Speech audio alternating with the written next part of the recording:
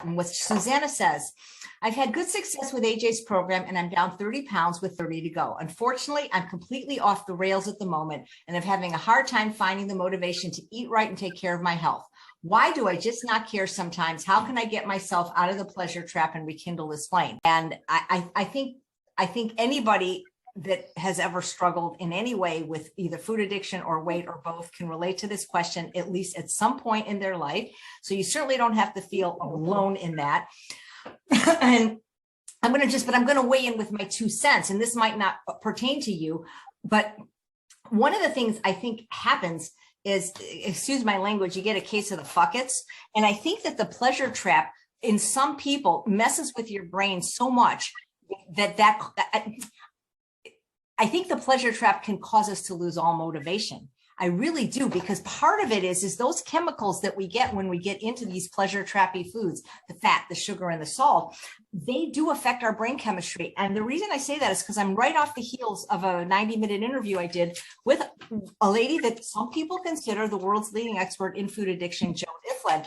And basically that's what her whole talk was about, is how these foods affect the brain. So I think that for some people, the food can be doing that to you. You guys, hopefully by now, are at least somewhat familiar with the concept of the ego trap. If not, I think it's really important. And even if you are familiar, I would even suggest you re-listen to episode 161 of Beat Your Genes podcast, and anybody in the chat that can maybe could post that, because this dance that people do with the ego trap and the pleasure trap is difficult, because the diet that will get you out of the pleasure trap can put some people in the ego trap.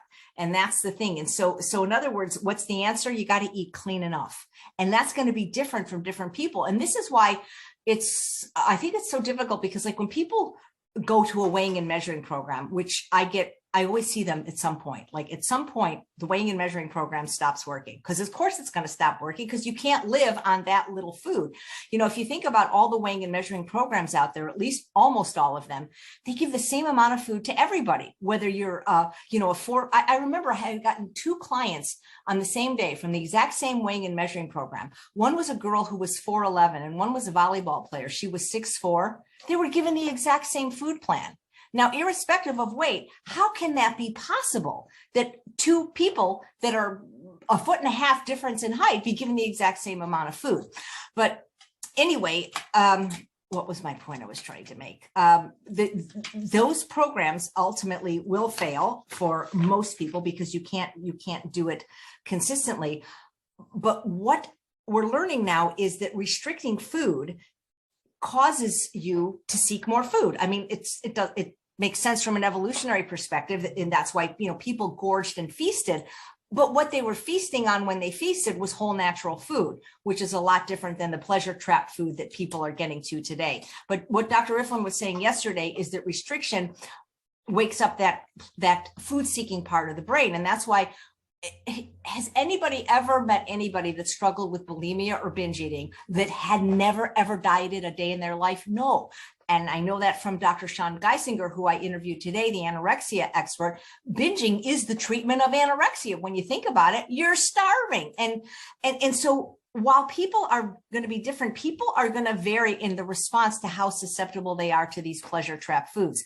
And one of the things I really am excited about with this summit that I hope you guys will learn, and we can ask Dr. Lyle to address that as well, is that, have you ever heard him or Justina Froese, who's been on our program twice, talk about how 80% of weight is heritable?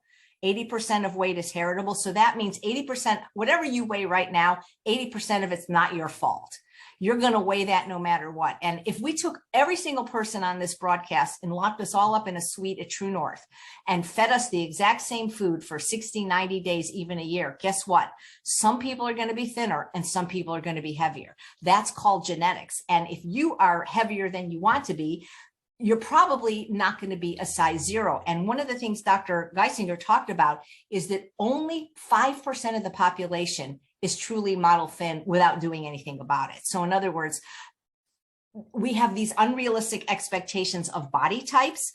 And that's why you have to understand, and I've said this before, maybe you haven't heard me say it, but I've always talked about your lowest attainable weight versus your lowest sustainable weight. And I think what happens is maybe it's not so much for men, but women have a tendency to want to be thinner than what their biology would allow. And Justina Froese is very good at explaining this concept.